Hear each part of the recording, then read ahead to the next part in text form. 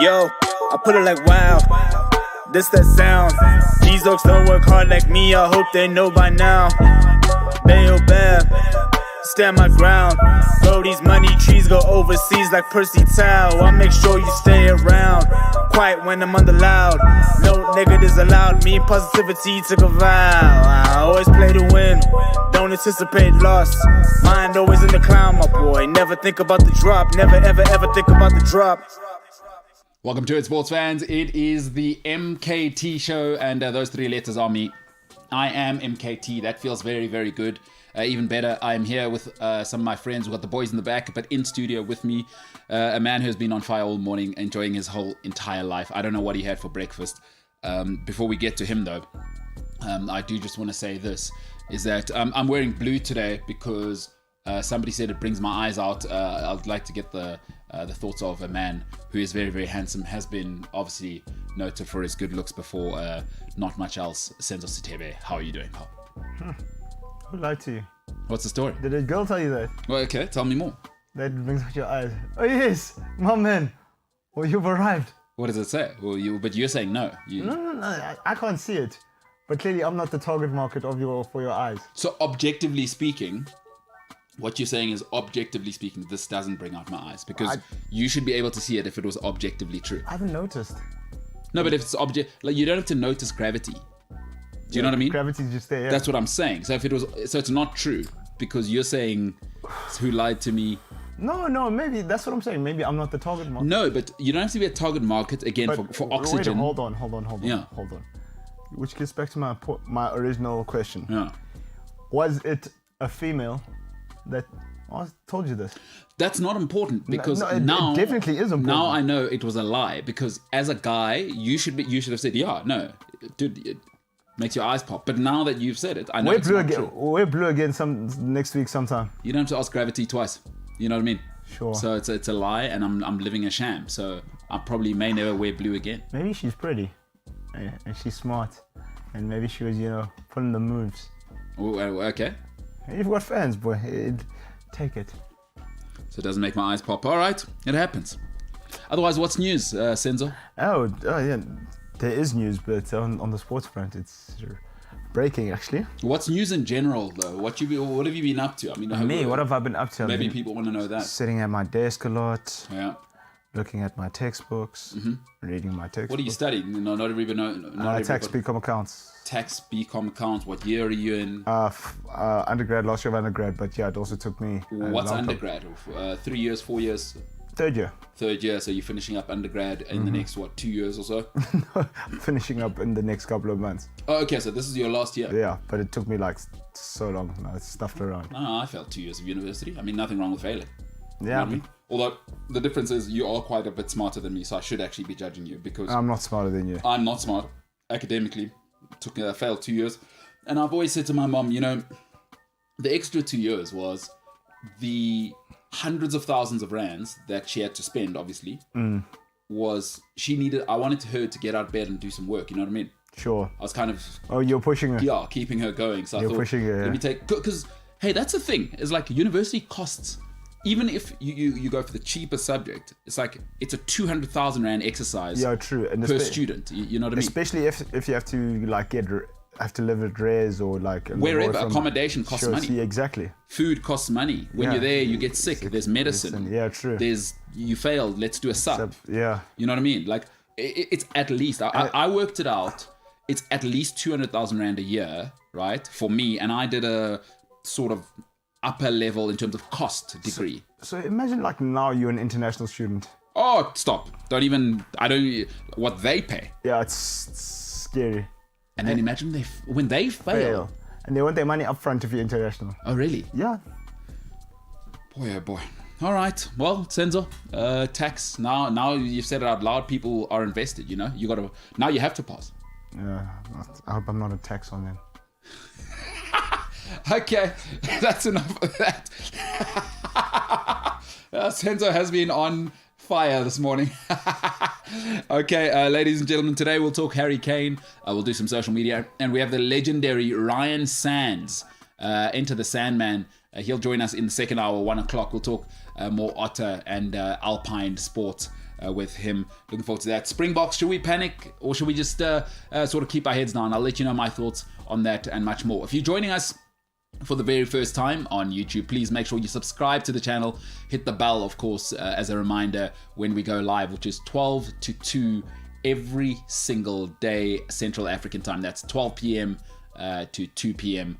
Of course, we do that every single day. Ladies and gentlemen, the MKT Show coming up.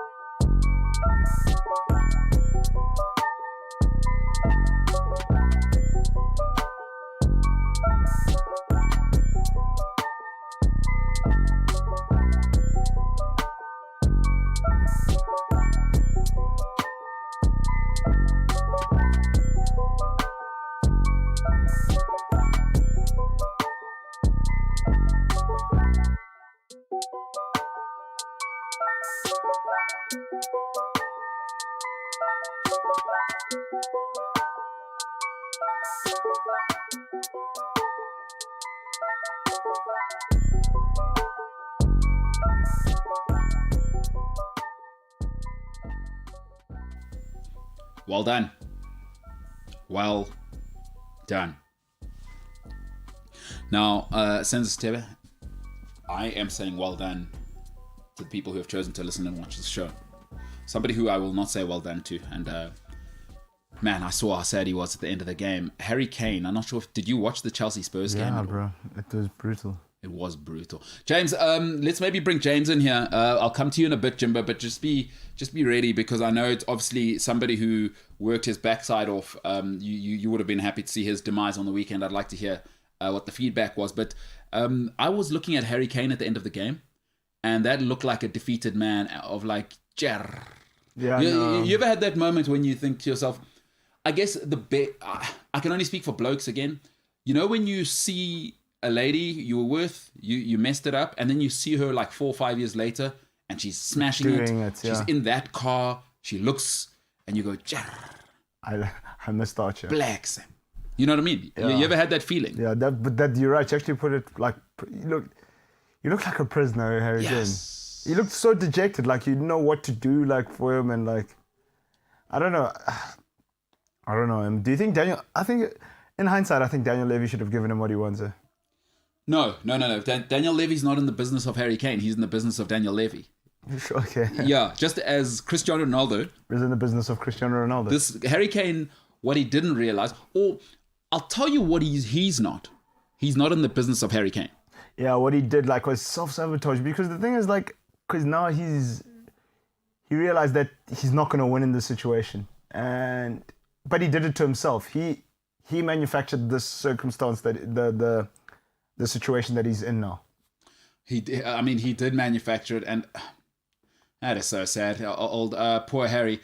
Your opinion, Senzo, before I get into it, just your thoughts on where it goes here for him.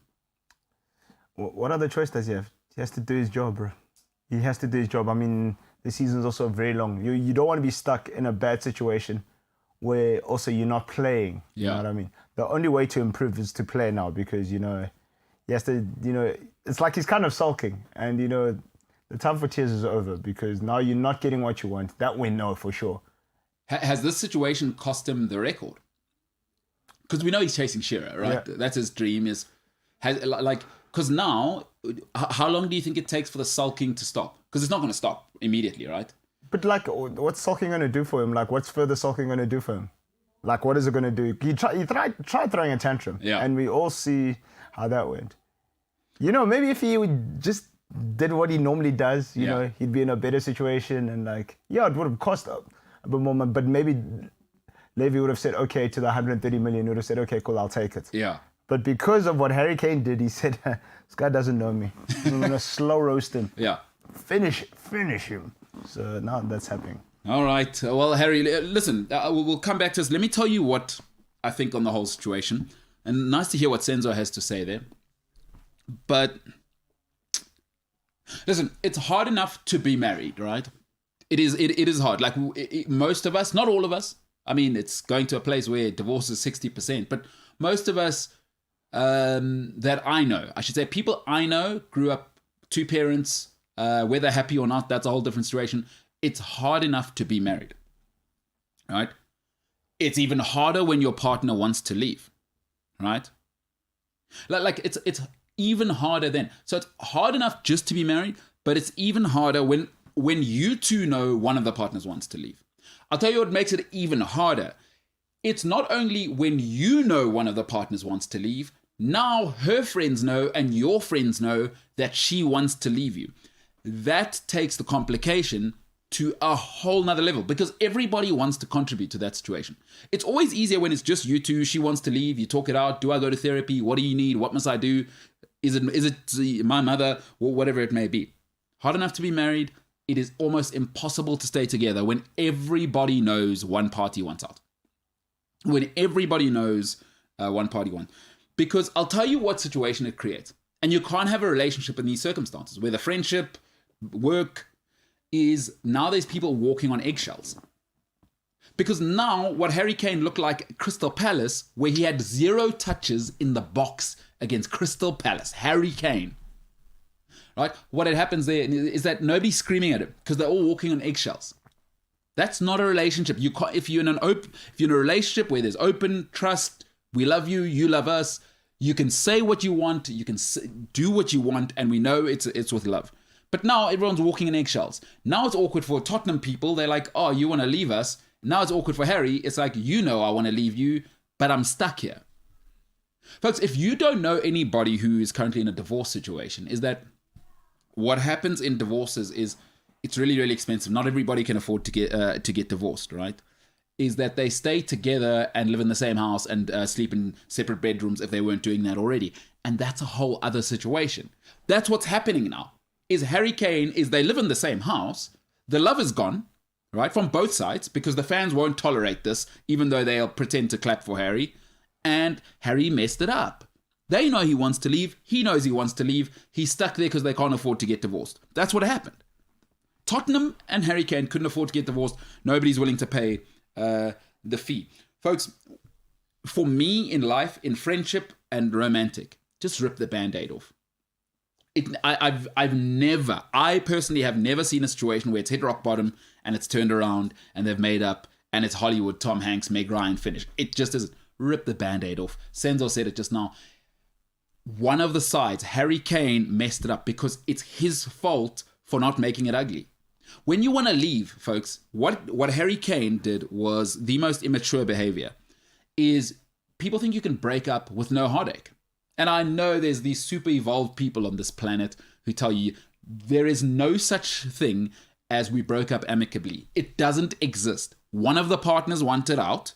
There is no, we both came to, one of the partners said, I can't grow with you. My mom's right. Whatever it may be, when you drill right down to it, is there is no good way for somebody to deliver bad news. There's no good way to deliver bad news. And I'll tell you what the problem here for Harry is. And it's the challenge that people face in divorce. Because Tottenham took it personally. Because here's what happens when somebody breaks up with you and they've been with you for 6, 7, 8, 9 years, is that they haven't taken a look at the highlights package. Really what it feels like is like, you've taken a look at the whole thing and you're rejecting my soul. That's where Tottenham went. It's like, wow, we're not good enough for you. And that's where Daniel Levy, for the first time I saw him get in his feels. Folks, after that 3-0 loss, I saw the end of the relationship. It's over. Like what I saw with Harry Kane was, I'm stuck on the left. I've got a mediocre manager and I caused this. If you haven't had that moment in your life, I'm really happy for you. But there are moments for me where I've been so dug in on a situation. And eventually the moment comes where I caused this. I could have prevented this. There is that moment of acceptance, and it is painful, and it doesn't end immediately. Harry Kane has 0 touches in the box against Crystal Palace. I couldn't believe it when I read that stat. Didn't he look sulky against Chelsea? It looked really, really ugly. He looked like he was walking on eggshells. He's not screaming at anyone. He's not wearing the captain's armband at the moment. Hugo Lloris is doing that. They had 5 captains for whatever reason. It's over. It is over. What I saw on the weekend, Senzo nailed it, he looked dejected. And that's over. And that moment of realization, Senzo, that moment of realization, I shouldn't have had my brother as the agent to negotiate it, and I shouldn't have done the Gary Neville interview, because now you've come too far. It's not even the Gary Neville interview. It's that thing of knowing, I'm due at training on this day, right?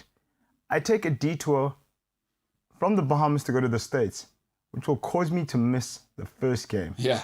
That's where the writing was on the wall that, okay, this guy's acting out. He never does stuff like this. You know what I mean? Yeah. He has gone AWOL. And then they're asking him, people didn't know where Harry Kane was in the world. You know what I mean? So what do you think Daniel Levy is gonna do? His most prized asset. Yeah. And then he's supposed to give him what he wants afterwards. Nah, bro, it doesn't work like that. It's so ugly, man. It is so ugly for me to see Harry Kane having to live like this, because for me, the worst thing in the world, situations I could prevent when they happen to me, and that makes me mad. That also, it's the worst thing ever, knowing that this is through nobody's fault but your own. It was in your own hands, and you bottled it. You dropped the ball here, big time. And all why? Because he doesn't want to be mean to his brother. Like what? Why isn't he with George Mendes? Why isn't he with Mino Raiola? But also, do you know what the thing is? Now people see that this is your career. You can't be messing around with your career now, because the thing is, as you said, when you want to leave a club or you want to leave a situation, there's no nice way of doing it. It's just, people respect you more if you're upfront about it. See, with Ronaldo and Juventus were look, you don't want to be here. Also, you're costing us too much. It's all good. We could charge the next club £70 million, but you're not, bro. Let's just move on, because if we have you here and you're upset, it's not good for the team. You know what I mean? I mean, just listen to Harry Kane's stats this season, just in Premier League. Appearances, 4. Goals, 0. Assists, 0. Total shots, 4. Chances created, 4. Touches, 134. Touches in opposition box, 10. That's not Harry Kane, guys. That's what he is. He's Mr. In the box. That's his thing. His thing is, I'm in the box. First time he's failed to score in the first 4 appearances of the league since 2015, 2016. Because what it tells you is, this is the guy who won the top goal scorer and top assist guy from last season. And the team's built around him. So it's not like there's a problem there. The team is built around him. Yeah, because I also think, I think the paper talk went to his head. Yeah. The paper talk went to his head because, he was linked with City, he was linked with United. Real Madrid also were kind of discussing it. There was a PSG rumor there, and his brother was like, look, listen, You can stay in England still, go for Pep and all that, and then they just went about it the wrong way. They wet the bed. They wet the bed. That's what big happened. Big time. And the thing is now, like, he's a prisoner. He can't do anything about it. He's dejected. And his behaviour, you've seen ever since Harry Kane's come back, Tottenham aren't playing the same. They aren't playing the same. They look... Because he's sulking. The guy's like, you know, he's sulking, they're sulking. I mean, like, what is going on? But my thing is, as well, what I want to ask you is that, do you think now his teammates are mad with him because of the way he tried to maneuver a move? Or manufacture a move? No. I would say, look, I don't think they'll be mad with him. What I think they would have as an issue is to say, look, we are good enough without him, because all footballers think that, is that if he doesn't want to be here, why is he here? Because there are some guys who take football seriously. There's probably guys going, if this dude doesn't want to be here and he's now the guy I have to go to proverbial war with, why is he here? As much as he's Harry Kane, we get it. He's going to slow us down. There will be those guys in the team. They can't say it. Yeah. But it's manifesting itself. But also, I feel sorry for Nuno as well. You're new, and the guy, by not coming to training for like the first week, is basically saying, you know what, I've got no confidence in you. Screw you, actually. Yeah. Screw you. Like, I'm like, screw you. So, like, what do you say to Nuno? You can see Nuno doesn't like to talk about Harry Kane. Yeah. No, that's tough. All right, James, just your thoughts on your stepdad's team, obviously now being in the mire, possibly getting relegated like Arsenal Football Club. I thought there was more to that question. That's my bad. No, sorry. That's I do wonder what actually goes on at Tottenham very often. And I think I often speak with my dad about it. I'm like, yeah, did you watch the game? And he's like, yeah, I did, unfortunately, and all of that stuff, as normal Tottenham fans would say. And he's brought up this thing quite often about Tottenham outside of sort of Harry Kane. Yeah. But amongst the team as a whole is what he's noticed is that Tottenham as a team they don't exactly come onto the field and sort of burst onto the scene and then they want to score a goal kind of thing, right? They score a goal, they become super complacent, and then if the team scores and it's a draw now, then in the last 5 minutes of the game they want to try and make a difference, as opposed to you've got a full 60 minutes or whatever it is, you know? And him and I have noticed that this is something that Tottenham do very, very often. And I think it says a lot about the mentality of the players at the club. It's quite bad, though, because, you know, football can shape your weekend, sort of shape your day, you know what I mean? It certainly does for me when Chelsea, which is very rare these days, lose. But same for Liverpool. Sorry, I just had to throw that in. No, it's true. It's true. Listen, don't be sorry for telling the truth. Yeah, I'm saying. Speaking of telling the truth, great hashtag here, by the way. We'll come back to that Tottenham thing there. Hashtag respect is earned. James, I see your hashtag game has gone to another level over the last couple of days. Now, do you maybe want to kind of explain to us what respect is earned means? So, as you often say, some stuff is just for us, right? Yeah, it is. It is, yeah. And so yesterday the hashtag was fix your phone, Senzo. Yes, yeah. You know, wait, before we go to today's hashtag, let's maybe explain that one. So he had a phone, which was cool and stuff, and then he didn't. And, you know, over the last few weeks, especially when Manchester United lost to Young Boys. Yes, and just to be clear, that isn't an under-13 team. That's a professional team from Switzerland who beat, after Jesse Lingard put through the through ball of the millennium the Champions League instead of booting it out with 10 men, yes. For sure. That was some are saying it's a very Ronaldinho-esque pass. Yes, you know? Yes. Lingardinho, they're saying. Lingardinho. Lionel Jesse. There it is.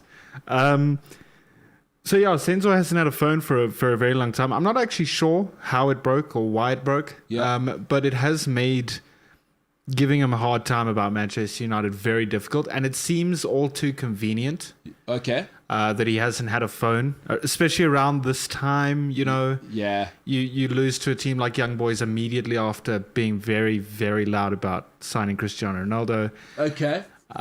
So yeah, that's where the fix your phone thing came in. So, but what are you suggesting there? Sorry, you were kind of suggesting that it's very convenient that his phone broke. Well, what are you actually saying there? Well, I feel like, you know, as most Manchester United fans do, Yeah. they get very amped up. And then when stuff kind of goes south, they're all of a sudden just not there anymore. And he even said it before the show today in the studio. What did he say? He said when Pogba lifts up that trophy, Yes. and I asked him, did he just say Man United's going to win the Premier League? And then he said, I said what I said. So I don't know. I'm just saying. I think I don't know. Senzo, I mean, in the interest of democracy and sort of, I mean, how do human rights and all of that, do you maybe want to defend yourself against the hashtag, which is now respect is earned? Because what are you saying? That he must put some respect on my name. Someone who supports a club that lost to a team of under 13s. James, just to be clear there, it's respect. It's not respect. I can see how you've made the mistake there. No, but I wrote respect. No, it's with a K. Yeah, but you're supposed to put a K in there, but it's not respect. You said respect. So Senzo's saying put some respect on his name. I'm gonna fix it. It's definitely CK at the end there, not just a C. But I mean, what you're saying, Senzo, is they must put some respect on your name. Yeah. Also, you know, this guy wins one title. Now I lose to Young Boys one time. Yeah. Now I'm the worst team ever. What about the... Okay, let's move forward from that, because respect is earned. I see James has fixed the K in respect instead of just adding the K to the C, but that's fine. Otherwise, we're going to be here all day. No, that's how you spell it, respect. Okay, Yeah. on the meme, I think they put the CK. Oh, no, But I prefer it with... this does look better, James. You've done great editing here. Yeah. So James is saying you don't have a phone. Now... I do have a phone, it just doesn't have WhatsApp. I can't download apps off it. Convenient. So you don't have a phone, is what you're saying. WhatsApp's like 50 megs. Just download it. I can't download apps on my phone. I don't know why I can't. And I did it in front of Bulelo the other day and it didn't. So you don't have a phone. I mean, we might as well... What are we doing now? Snail mail? We're sending a... No, but I'm getting one. So I'm getting one. But like... Let's send you a honing pigeon. Listen. Did you know in the medieval days, they'd tie messages to pigeons, train them, and then like send it to war, like... Or you'd send it home, like, we regret to inform, please Actually, I don't think that's as long ago as you think, MKT. Go I ahead. think they still did snail mail the last time United won a trophy. Oof. Okay. Wow. Oof. How many times? One time. In 30 years, one time. How old are you now? How old are you when Liverpool won the league last time? 22, right? Yeah, 22. So next time they win, you're going to be 50 what? 52. 52. So since you're not happy about what James has to say. No, but the thing is, I've seen, I saw it. Great childhood memories. I was going to say, remember when I was an adult, when we were 22. Yeah. Ultimately, put some respect on your name is what I think the takeaway. Leave them. This is what happened last time. Let me mediate this situation. I think what we need to do is once Senzo can get WhatsApp on his phone, then we'll put some spec on his name. I think that's fair, James. I don't know what your thoughts are. I agree. I'll drop the Man United stuff for now. No, don't drop it. Don't drop it on my account. I'm waiting for you. You know, when Ronaldo goes to Anfield and you see him, Yeah. James, actually, here's a wager, right? Here it is, live, James. Oh my Right? gosh, why do people just keep wanting to do wagers No, with no, me no, live no. on the Live. show? Yeah, no, because you opened up a can of worms. If United beat Liverpool at Anfield, right, and Ronaldo scores, there are two conditions. You have to come to work that Monday in a Man United jersey, and you have to make your profile picture Cristiano Ronaldo. For how long? For a week. I'm not a ruthless man. Yeah, you're not a monster. I'm not a monster. What do I get out of this? You get to say I get so opposite. Like who don't I like? I hate that midget Mo Salah. So okay, bring it on. I'll make Mo Salah my profile picture, and yeah, I'll have to wear a Liverpool top. Okay, so now who's paying for these tops? I was about to say, I don't have a Man United shirt It's with fine. good reason. I'll buy one Okay, so you'll have one, and then James, you've already got or a Man scarf United. or something or whatever, and he's got a Liverpool one already. Yeah, you should probably make it a shirt and not the white one, because we are based on visuals. And I mean, once you have lighting on a white shirt, I see James. I know. Oh, James, you've got that Sadio Mane one. I do have the Sadio Mane. Yeah. So Cool. Senzo, I mean, if you lost the hairline a little bit, there's Sadio Mane somewhere in there. I think I'm taller than him as well. Well, I don't know the specifics, but I'm now obviously you look like Rajon Rondo right now, but that Yeah. can very easily become Sadio Like, Mane. then I have to dye and then Probably have to spend a bit of time in the sun because hit a tint here. because Sadio Mane is West African. He's got that proper Yeah, nice that melanin. Yeah, proper melanin, not like you and me Yeah. out here looking like a mix between Drake and Selena Gomez. Yeah. Our skin tone's not quite that thing, you know what I'm Yeah. saying? So there it is. So you so what are you saying, James? Are you in or you out? I'm in. I I just can't want hear you. to. There's no way we can hear you. I mean, Talking to the mic. Hello, yeah, Yes. there we go. Mum. Can you hear me? Yeah. Cool. So I was just thinking now. Sorry, Man United Liverpool at Old Trafford on the 24th of October at 5:30. Oh, is that Old Trafford? That is the first Liverpool Man United game of this season. 20 what? 24th of October, 5:30. At Old Trafford, right? Yes, sir. Easy. 3-0. Like United. woke. James 3-0. Easy. Oh, your boy ain't gonna put no respect on your name. That's like a that. bit disrespectful. Easy. No respect. Maybe Salah will get one, but it will be like in the 85th minute when it's a done deal already. So 3-0, buried. After Ronaldo, they've taken Ronaldo off because he's got at least a brace, and Yes. Ronaldo's in the puffer jacket, and comes off standing ovation, and then Salah's gonna go like a homeless dog to Ronaldo and ask him for his shirt. Jeepers. Maybe De Gea can save his second penalty of his career. Wow. How many does Alisson have? Oh, one. Way more than De Gea does. What's penalty saves? I Yeah. don't think so. Yeah, for real. Nah, we'll wait for Virgil to get injured, then we'll hear the excuses. Anyway, moving on. Okay. I ain't got nothing to say. Yeah. Are we done or we finish? Are we finished or we done? What's happening? Incredible. So this is the kind of stuff that happens. Listen, if you go swim in the sea, the sharks will get you. And listen, both of you guys right now, that this is real life. So I smell blood because so- they think I'm a wounded dog. that's and it. They're circling. Guys, Ronaldo's not Harry Kane. Ronaldo doesn't sulk. Ronaldo 2 and 3. You know it, James. He's coming. All right, ladies and gentlemen, there it is. I mean, you think to yourself, it's not. Is it about his cell phone? No, it's not. Is it about Liverpool? No, it's not. Is it about Man United? No, it's not. It's about all of it. It's all of it. You just caught a highlights package of what's going on between Senzo and James there. Absolutely incredible scene. So one of these guys will be wearing a shirt they hate come the weekend after the 24th. So that'll be around 26th, 27th on that Monday. I'm really looking forward to it. What I am looking forward to as well is it's going to get complicated. Who's going to pay for what? I mean, people always make bets and then shirts cost about 1,000 Rand in this day and age. Shouldn't be buying fake stuff, but ultimately put some spec on his name. Now, a lot of people saying Senzo must get WhatsApp on his phone. I say I agree. Otherwise, you don't really have a cell phone. But, this is where we live, Senzo. This is where we live. The MKT Show, folks, if you are joining us for the very first time, please make sure to subscribe. Like, share, subscribe. If you are, of course, new, leave a comment as well, and we'll get to that.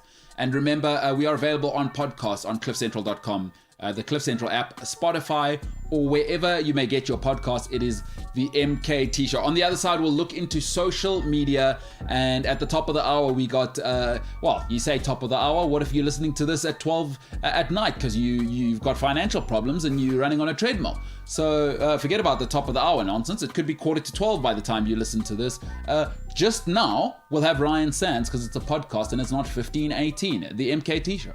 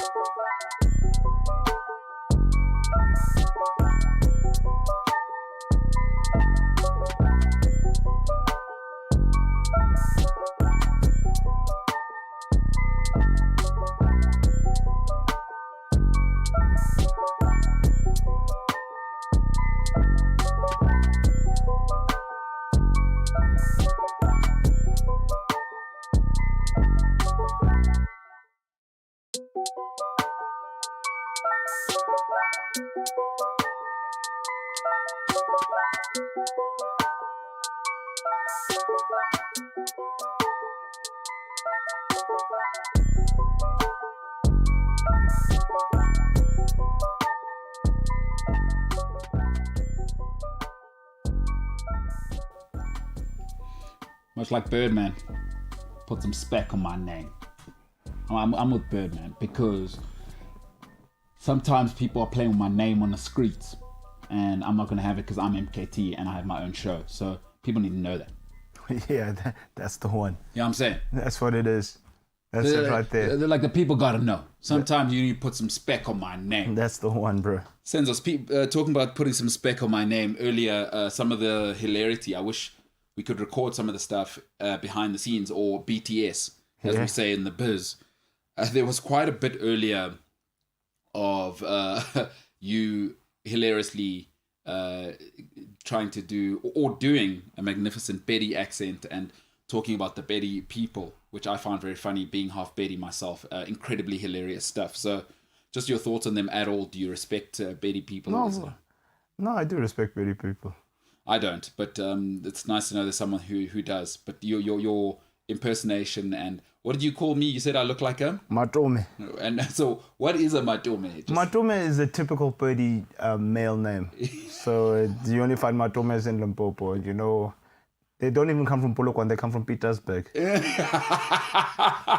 Seshego. Yeah, that's where Sello is from. Of course, the leader of the EFF. Yeah. Sello Malema is he's from Seshego.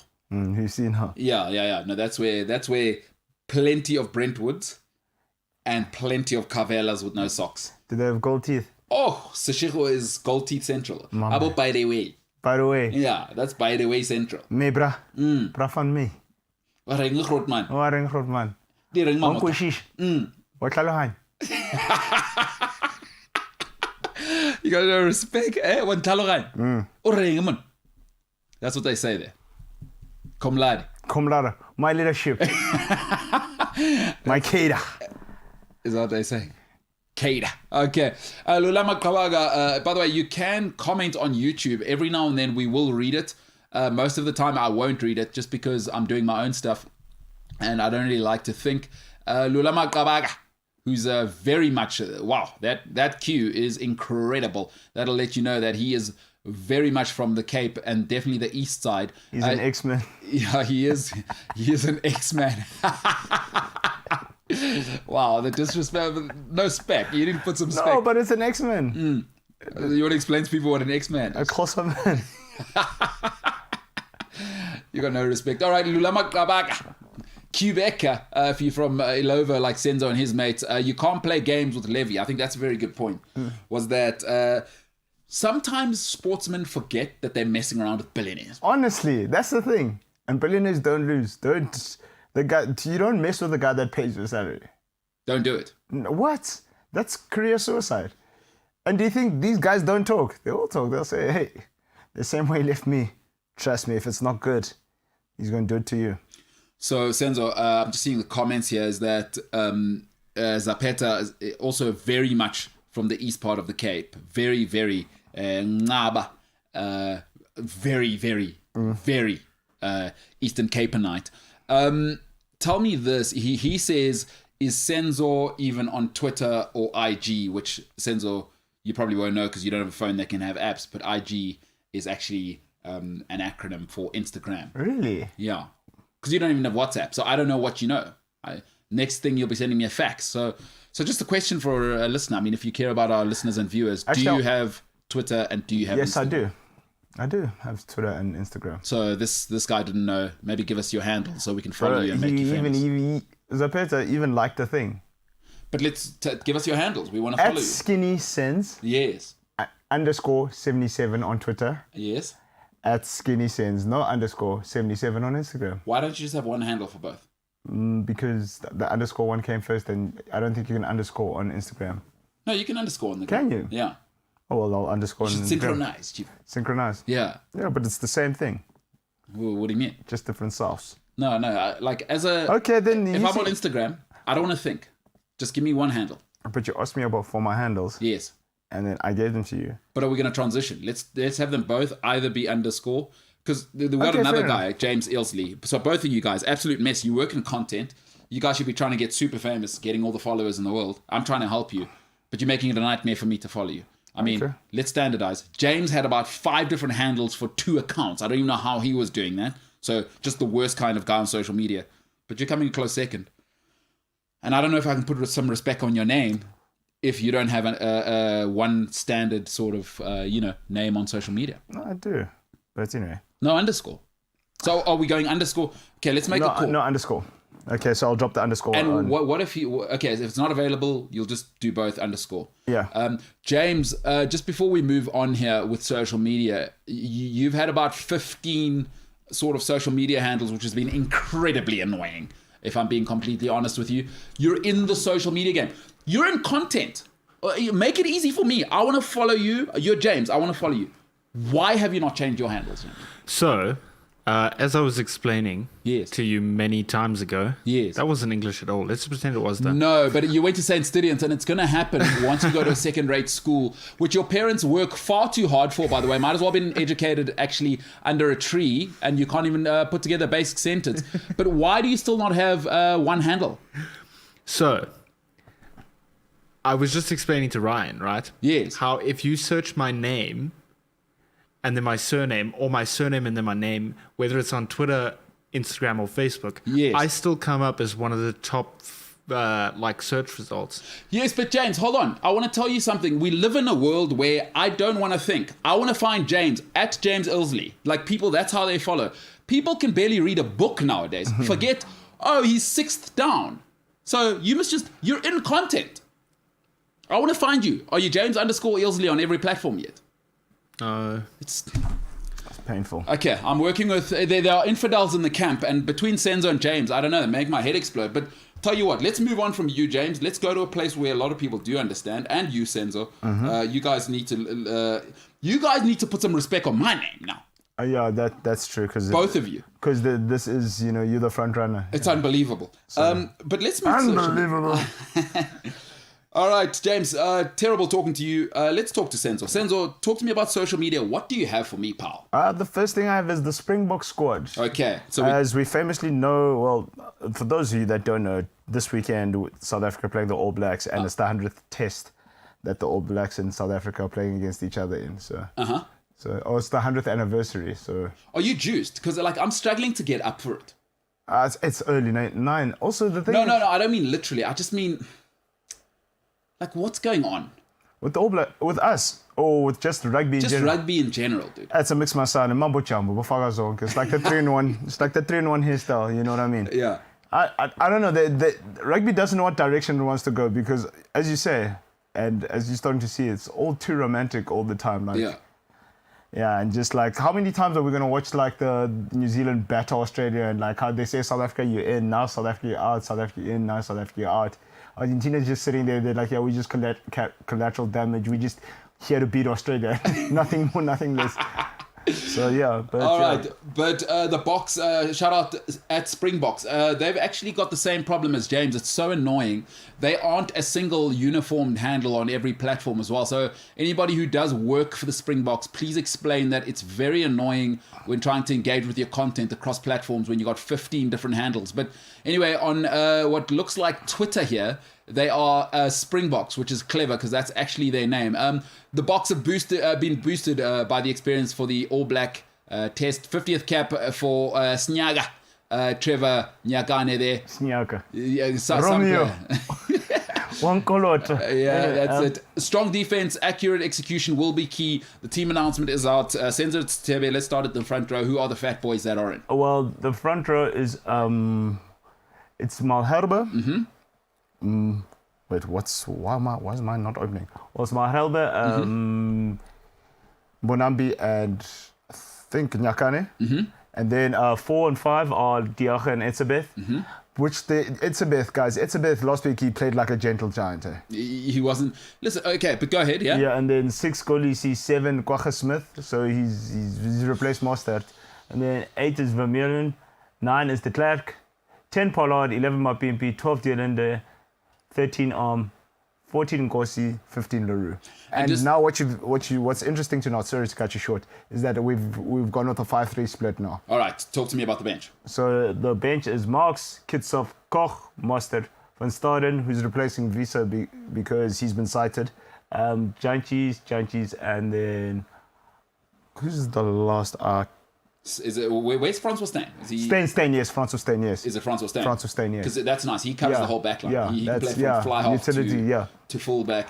I guess with that 5-3 split, let's start on the field. I guess with Kwaka Smith, what he's saying is that I don't like him as a starting test player.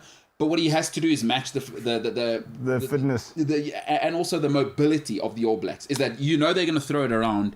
Is as much as you want Mostert, is that you've got to be able to slow the ball down against the All Blacks. So you're telling us that Kwaka is our fetcher because Golis is not really a fetcher. No, I would say Kwaka is not there to actually be a fetcher. I don't think he's a mongrel like that. But somebody has to get to the breakdown to at the very least slow it down. Sure. Be an to irritation. disrupt. Because the worst thing you can do against I don't know whether is it Perinara or Smith. Maybe they haven't announced their team. Yeah. You can't allow either of those guys quick ball because then what they do to you in broken play and they'll finish you. So you'll probably see less of Kwaka in open play carrying. What you'll see is him just being an annoyance at the breakdown. I think you put it fantastically because that's what he is there to do because those All Blacks forwards aren't small boys and Kwaka, you've seen. I think Kwaka in the size department in terms of international rugby, I think he's punching above his weight. So I think that's what he's there for to slow. And listen, with the box is especially with now Vermeulen back is we really are beefy. There's plenty of meat. I'm not worried about size. You just need the mosquito. You know the classic, and it's starting to happen in South Africa now. You know when you're in the dark now, the lamp's probably more than an arm's length away. Do not irritate me about that. I just tell them now. I've talked to mosquitoes before. I'm like, boys, you can drink up all you want. Yeah. Don't make any noise. Sure. Good guy. There we go. Drink up all you want, slurp it up. It's usually the female mosquitoes, I believe, actually, that are biting you, just so you know. So the next time, that's your problem, is you were having a gents' night. You got to have a ladies... Yeah, it's supposed to be a ladies' Oh, evening. yes. Okay, that's why. Every day is a school day. But lawyers, I wasn't putting respect on their That's name. it. Why are there beer specials and no wine specials is what the female mosquito community is saying. That's very true. So, but now you know what I'm saying. Every day is school day. Senzo, your thoughts on... I'm not saying you're a bigot towards female mosquitoes, but you were showing some tendencies. You know what I mean? Yeah, but boys drink like tanks, so like... I see what you're saying. Immediately, it's easier to kind of associate. Hey, I do know some girls, though, that will put away a full... Like, I don't know if you know any of these ladies, but I know ladies who will just put away a bottle of wine and it ain't no thing. No. I know a couple of ladies that... No, Just, yeah, we'll have another bottle. I just want to have 2 glasses. Then the bottle gets low. Yeah. Just bring the whole thing. On the long lunch, boy. And then it's on, hey? It's on. Yeah. I do think ladies get a pass on that, is they will... Like 2 bottles of wine... But for me, it depends how you carry yourself. You know what I mean? For me, our bodies aren't the same. Yeah. So some people can drink a lot, and they can be muchocho. The other people can drink like 2 sips, and then they. Well, okay, you did right. Separate conversation though. Yeah. I'm just saying 2 bottles of wine is a heck of a lot of alcohol. Bro, it's crazy. It's crazy. It's mental. It's crazy. It's like, as a guy, well, I know from myself, after the 3rd draft, you're starting to feel it's nice now. After the 3rd draft, Yeah, you know the lubricate it. 4th one is coming with tequilas. Yeah, that's true. That's true. And then it's... no good decision happens. What you can't afford to do is have a draft before 12, because once you get on that slope of I'm drinking drafts now, it's very difficult to go from draft to spirits dump. now. Or even Dumpy, yeah. If you drink especially December's the dangerous time, because Oaks are at the pub at 11. Yeah, well, December, what do they call it, 31 Saturdays? I haven't heard that. And it's 31 Saturdays. Okay, yeah. And then, some people have to work until the 16th, and then after the 16th, the gates are open. And you know what? It's not just a South African thing. From around middle of December, the whole world goes wild. It's just, I don't know what happens. There's an international fever that catches, and it is... But have you seen every year, because Christmas advertising starts earlier every year. Now it's like mid-November. St. Nicholas, your time hasn't come yet. You're on the bench still. Yeah. Boys, it's December. See, on. 31 Saturdays, Saturday after Saturday. Blockbuster. Incredible. All right, let's get back to the Springboks, because I think there is an important point there. So we've got Kwaka at open side. Yeah. And I think it's important. Sometimes you need to realize, it's like playing Man City or playing Barcelona at their peak. Against the All Blacks, just realize that you're not going to dominate the game, right? They've got better skills than you, no matter who you are. Yeah. And I think Rassie does this better than anybody since Jake White, right? Is that's fine. Do your fancy stuff here. Yeah, your tricks and flicks. You're not crossing the line. What we'll do is we'll swallow 3 points every time. We'll take penalties. We'll take yellow cards. We will not concede, because the All Blacks, once they start scoring tries... they keep churning them out. So, Kwaka, another thing, is he's almost there to give away penalties. His role, I believe, don't compete at the breakdown. Either you're slowing the scrum half down, or you're conceding the penalty. Because if he competes at the breakdown, Adi Sevilla is going to have his way with him. So, what he must do is concede the penalty at the breakdown. We'll take it. What we cannot afford is exactly what you're saying. Aaron Smith quick ball. Now Adi Surveyor is running at Pollard, first channel, second channel, and he's first receiver. And now it's all sorts of problems, because, listen, Pollard is a good defender. But if Pollard's making big tackles, the first receiver sort of tackles with quick ball for 60 minutes, what happens now when they bring guys off the bench? It's done. The fly halves get worn down. I think it's very, very clever to have Kwaka there to ensure that. And Kwaka gives you. Concede the penalty at the breakdown. We'll play you at the line-out. Because nobody wants to see the Springbok line-out. We don't mind if you kick the penalty out. It's genuinely a 50-50 ball. Because, for me now as well, okay, we do that. And then, also, this is going to be Nina's first real test as sport coach. Yeah. And now, as well, I see... I think he's also anticipating for that. That's why I think Elton Janchi is also in the team, because he's anticipating that, you know, Pollard is going to do a lot of tackling, and then we're going to have to. And also Francois Steyn, because he's saying, listen, guys, we'll take the 3 points all the time. We're not here to play expensive rugby. Yeah. We're here to do our thing. And this is a big test. You know who hasn't had a big test, I think, in a while, literally and figuratively, is that Dear Lende now is going to have to say, the physicality is great. You know, there's a second part to rugby. There's a second layer to defense. Is everybody loves the physical. Yes, he's ball carrying, and there is a technical defense that's important now, because what's going to have to happen is you've got to be technically on point.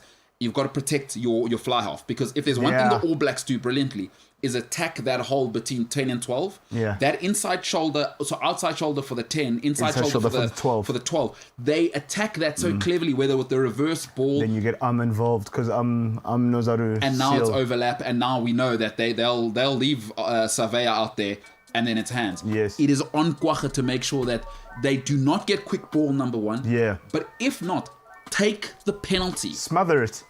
Take the penalty. Kill it, yeah. You roll the wrong way. You do this one where you're pretending. Yeah, Ganti, you know exactly. Roll out and take the penalty. Let them kick to the line out. Let's concede 3 points. And if the All Blacks want to come and maul against us, good luck. So my question is, now, when we have the ball now, we've got go forward ball. What do you think our strategy is going to be? Maul. Let's not play. The ball must go up in the air, because I think Mapimpi is probably the best in the world at the moment at competing in the air. Yeah. He's just a mongrel. Is put it on them to play rugby from there, because one thing we've had 2 very tired looking tests against Australia. I don't even think we played badly. We're just fatigued, and we'll talk about the box. It's the complacency of, you know, having won the World Cup. You're world number 1. Yeah. You also rugby championship defending, and then you beat the Lions. It's just like I think the 2 losses came at a good time. There you have it, ladies and gentlemen. People say we don't talk about rugby. We're a sports show. We're a big-time sports show. All right, Senzo, good stuff. Coming up after the break, a human being, questionable whether he's human or not. He's run over mountains. He's set FKTs, which is the fastest known times over in the Himalayas. I mean, just an incredible, somebody who put South African alpine athletes on the map globally. And listen, he's been great for tourism. What a lot of people don't understand is when we have great athletes in this space, people want to come see, hey, this guy's talking about Table Mountain. That's great for our country. So that's what great athletes do for you. It's what great teams do. Barcelona did it for Catalunya, a man who I have looked up to from the very beginning. Ladies and gentlemen, on the other side, a human being called Ryan Sand. Enter the Sandman. Cannot wait to bring him to you, of course, as a part of our series as we lead up to the Otter Trail. The MKT Show, plenty coming up on the other side.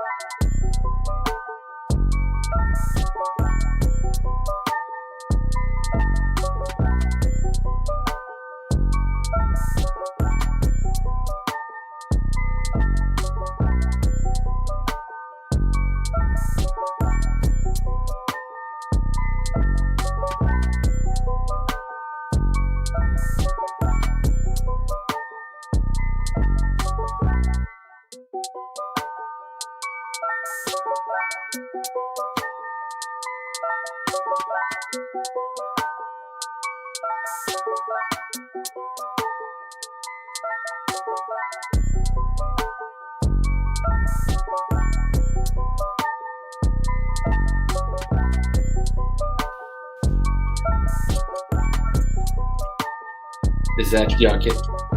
What's the sound like now?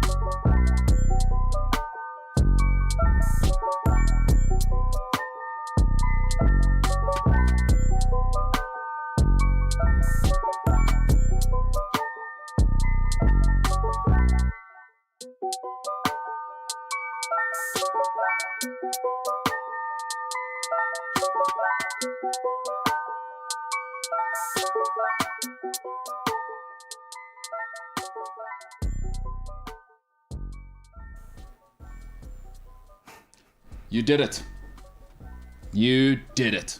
And you continue to do it by being here. You know what I'm saying? We're here, man. We out here. Of course, we're out here. We're doing our thing, man. All right, Senzo, good to have you with me. Ladies and gentlemen, let's get straight to it. Apologies for the delay. You know, things happen. But now we are on track with somebody who is a certified legend. I think that word is overused. Not because of what he says. I prefer people like this who are legend because go and look at what he's done. My mother always used to say to me, you're not what you say, you're what you do. And listen, the profile speaks for itself. What he's done speaks for itself. And it's tough not to be honestly in awe of this guy and everything he's done. Once again, notice I have said not what he said, what he's done. Ladies and gentlemen, introducing a man who is a mountain, just an absolute beast in those mountains. Let me quickly read you his profile. 2011, he won the Otter. In 2010, of course, he was the first human being, and I believe still the only human being to have done all 4 desert races and win them. The Drac Traverse record, Drakensberg Traverse, by the way, ladies and gentlemen, incredible. 209-kilometer beast. Western States winner in 2017. FKT in the Great Himalaya Trail, as in the Himalayas, just so you know. That was a whole different thing. Leadville winner at the 100-miler in 2011. Introducing the one and only, the great Ryan Sands, ladies and gentlemen. Ryan, what is going on? Thanks so much. Yeah, really great to be chatting today, and thanks for the intro. How you been, Ryan? Yeah, I've been good. I just got back from Europe. So it was great to be able to travel again after a crazy 18 months. I was out running Ultra Trail Mont Blanc, which unfortunately didn't go as planned. But looking forward now. Excited for Otter that's coming up, and then actually heading off to Madeira Island to do Madeira Ultra Trail in November. So lots happening. Ryan, good for you. Very, very handsome face there. I got to tell you, that's something which I'm really, really happy for you in terms of that. Not only are you a tough guy, what it does do is mean people like me who are just ordinary, who struggle up the stairs, have absolutely no chance to ever attract a lady or a guy who is attracted when there's people like you who are actually possibly an X-Man, by the way. Have you ever thought you might be an X-Man? Has that ever come to you at night? You wake up and you think, I might be related to Wolverine. No, not yet. Well, so Ryan, I work with a bunch of guys in studio who, when I was because Yes. obviously, I mean, you and I, you'd have no idea who I am, but we have crossed paths once or twice at events where I'm just running my mouth and you're actually delivering results and being a hero. But they didn't believe me when I started telling guys people run 100-milers on mountains, because I'll be honest. So I've moved back to Joburg, and most of the guys up here, they're all like cronies that just work in offices and make money and don't really care about human beings. So none of the guys in here believed me when I said 100-milers and things like this. So I just want to show you some of the doubters in here. I'm going to start with the guy who you were dealing with, obviously in pre-production, a guy called James Ilsley. He went to a disgusting establishment called St. Stidians. So he didn't believe when I was saying we had the great Robin Owen on two days ago. Obviously somebody, your compatriot. Now, this face you will see now is a guy called James Ilsley. That's James, you don't really need to say anything. I don't think it's fair for you to talk. So as you can see there, Ryan, he doesn't know how to do a thumbs up properly. James, if you can just give us that again. Can't do sound either. Yeah, can't do sound, as we know before. So there you go. Do not be sorry, Ryan. You should be burying him. I love that. All right, James, we're done with you. That is great. We need to clip that. Ryan Sands has just buried you there. I absolutely love that. Yeah. That's brilliant. He has one job, Ryan. The other guy here, he went to a place called St. David's in Inanda in Joburg, Ryan. I don't know how well you know, but that is where most of the Yentas will go and have a flat white and just chat about what Betty's doing next door. Senzo, this is a man who has run the Himalayas, I mean, the Drakensberg on his own with his mate, Reiner Griesel. What do you got to say to Ryan Sands? So how you doing, Ryan? How's it? Yeah, good on you.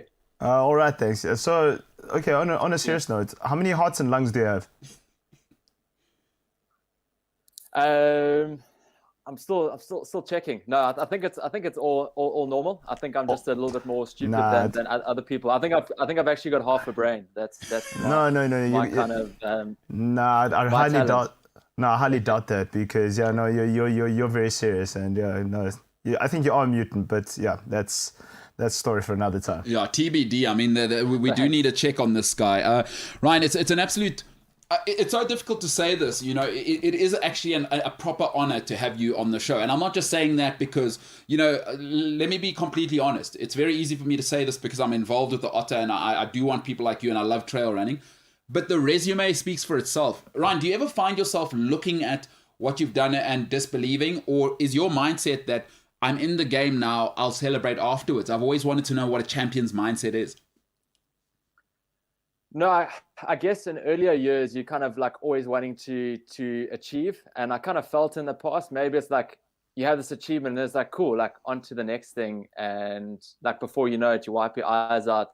It's like 3 years ago. And then, I guess sometimes things don't go according to plan, and you have like disappointments or failures. And I think it's made me realize that like to actually really like look back and kind of just really kind of savor those like successes, or kind of when things go according to plan, or the special times. So I do try and kind of enjoy the moments, especially I guess the older I get.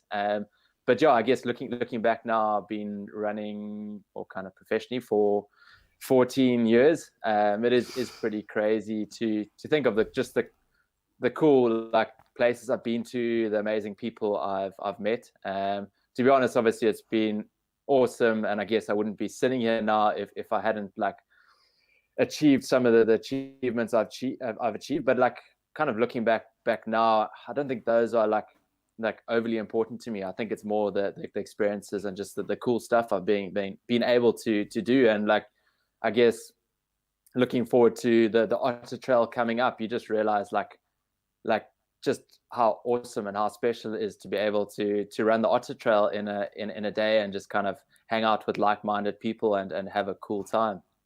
100%, Ryan. I'm totally with you. And we live obviously in a country, and you're in Cape Town, so you'll understand this. And you did go to sort of traditional boys' school, much better than St. Stidians or St. David's, which are the other ones that these guys attended up here. So don't even worry about that. But we're very sort of rugby, cricket, and football heavy in our country, and I mean, I love those sports. I don't want to come out here and lie. I just do have an sort of affiliation with mountains, which is special to me. Obviously, being close to the greatest tribe in South Africa, we do have the best mountains in the Witteberg Mountains. But anyway, I don't want to argue with a Cape Town guy about that. It will be all day. But Ryan, to a lot of people who don't know you, and I do want to get to the Otter, and obviously that is why you're here, and we'll chat a bit about that. But some people may not know exactly who you are. They may have heard via there's a guy kind of who may actually be Moses, and kind of just crossing and traversing deserts over 40 days or maybe these things. But Ryan, I just want to take people back a little bit to something you did, which is the Drakensberg. For me, it's something I've done on my own a couple of times, not in the time you've done, but kind of like as a pilgrimage. I was doing it once a year. But it's 209 kilometers, and we call it the Drak Traverse, or the Drakensberg, the Grand Traverse. And you took that on your own. You know, that is such a monster of a thing. Could you maybe take us into what it is and sort of what made you go and do that? And I just, the aim here is to just let people know what's possible when you're human, because, and I'll come back to how you started after you've answered this, because people immediately presume, oh, you're superhuman. But your story of how you started running, which I do know because I'm a big fan, some people may not know that. But talk me through the Drak Traverse, and we'll come back to how you started in this alpine game. Yeah, so the Drakensberg Traverse, like you said, is basically a kind of traverse of the Drakensberg Mountains. You said like 209 kilometers. That's if you get a right line. If you get the wrong line, it can be maybe 260, 270 kilometers. Luckily, I did it with Rainer Christel, and his navigation is a lot better than mine. So it didn't end up being 309 kilometers. But yeah, I guess with all this stuff, it's like the best way to describe it, it's all relative, and I think a lot of it's mind over matter. Obviously, kind of, I always say, like, if I'm going to wake up in the morning and say I'm going to run 100 miles in one day, 160 kilometers in one day, like mentally it's too overwhelming. Or if you say, cool, I want to run the Drakensberg Traverse, 209 kilometers, like a crazy amount of elevation gain at high altitude. There aren't many trails. You're kind of navigating and kind of we're aiming to do it in under 42 hours or so.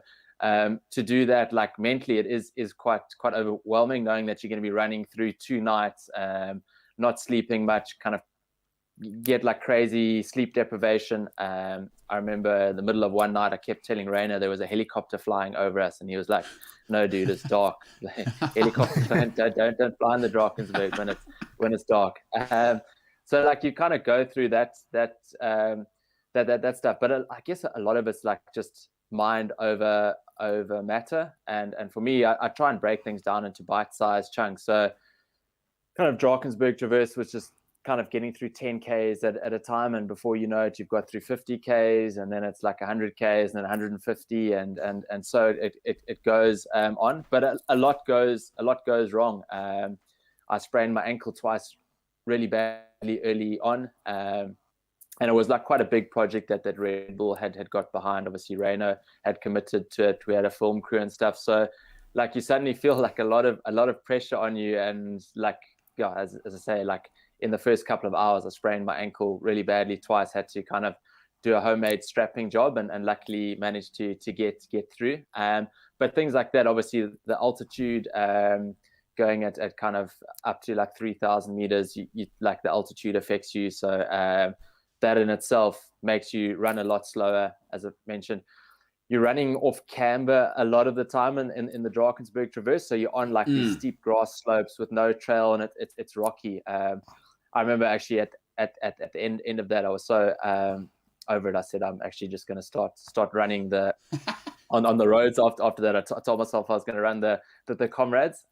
Luckily I changed my mind after getting back to Cape Town and getting on the trails again. But yeah, I guess I don't know if I'm answering the question, but it is obviously quite a like a physical challenge. But I always say like there's a mental side to things, and I think it's also just your attitude. Obviously, when you don't feel like you can take one more step, you're feeling nauseous, your legs are burning, you're wondering what the hell you're doing. You just kind of want to crawl up in a ball and kind of die type thing. I always just try and remind myself I'm the fool that's got myself here. I've chosen to be here, so just enjoy it, be in the moment, and kind of keep going until you get out of the situation.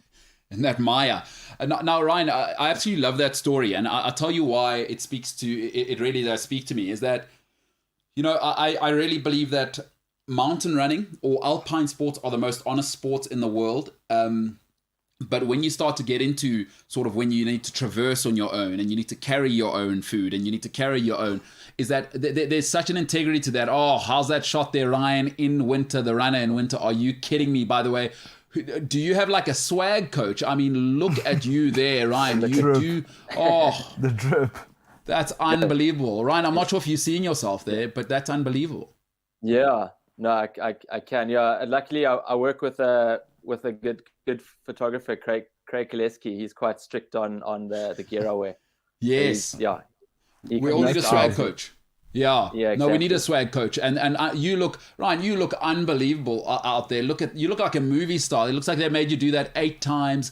Do it again. Do it again. It's not the golden light. And boom, we nailed it. You've got the grit. You've got the arm pump. It looks incredible. So shout out to your swag coach. Oh, there you are, Ryan. The striation on the calves there, mate. I mean, forget that you are a good runner. This is an unbelievable shot, whoever took it. This is again saying I'm an animal much more sophisticated than you in terms of the evolution of mankind. Look at those calves, Ryan. Good for you, dude. It's just Photoshop. But again, you know, to what I was saying about mountain running is that it is the most honest sport, because like you were saying, is your ankle is sprained, you're in pain, and you're whinging now. What I love about what you do is the mountain doesn't care. Right? If you stop, there are serious consequences, especially in that part of the world, because the Drakensberg is probably, I've always argued, even with Patagonia, is the Drakensberg is just about as wild as mountains get. I've never gone much, I haven't done much in China other than the north, but in the Drakensberg, there is nothing. Like if you have a sprained ankle, nobody cares, and it's you in the mountain, and it is your mindset. So I just think there's a purity and an integrity to that within mountain running, which is difficult to capture when you've got teammates and a coach and a team bus. Do you know what I'm saying?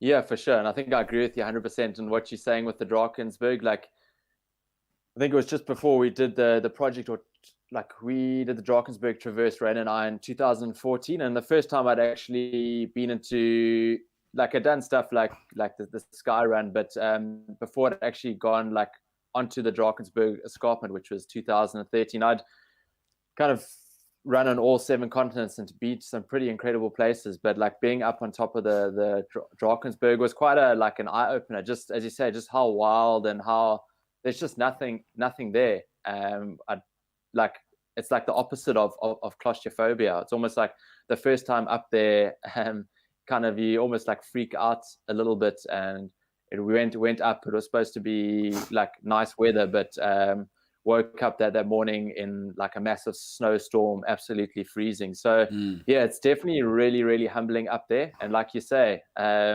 with all these projects, like the mountains don't care. And it's I think that's, as you say, I love the honesty of kind of trail running, or kind of fast and light movement, or movement in the mountains is definitely really pure and keeps it honest. Yeah, no, I totally agree there, Ryan. And also, I just wanted to say that I think we should circle back before we move on to the Otter. There is an element, I guess, in most people who may not have been exposed, like, wow, this is possible, right? Is that people will just presume, oh, he won the genetic lottery or whatever. But could you maybe take us into actually how you started running? Like, what type of person were you then, and how did you get into it? And are you superhuman? I mean, did you just win a genetic lottery? I'll let you tell the story. Yeah, I guess going like all the way back, I was at school at Saxon in Cape Town, and I think it was probably around matric. I was actually quite pissed off with my parents because I stopped growing, so I blamed them for not giving me the right genes. And because I played a lot of rugby, and it was kind of around like matric that I kind of started to get like bashed around a lot. I was playing flank, and then played at university kind of first year, but that was kind of when I realized that was the end of my rugby career. I just wasn't big enough to cut it as a flank.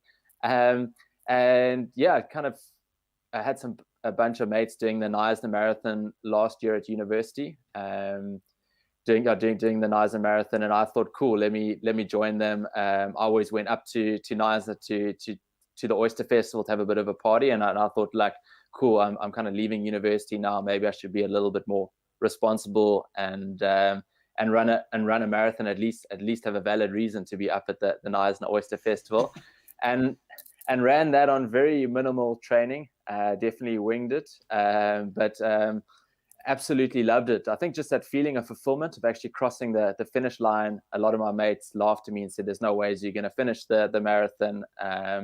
And yeah, the running bug definitely bit out in Knysna, and from there came back to Cape Town and living in Hot Bay on the back slopes of Table Mountain. Really quickly, kind of started going into the trails and doing a lot of running.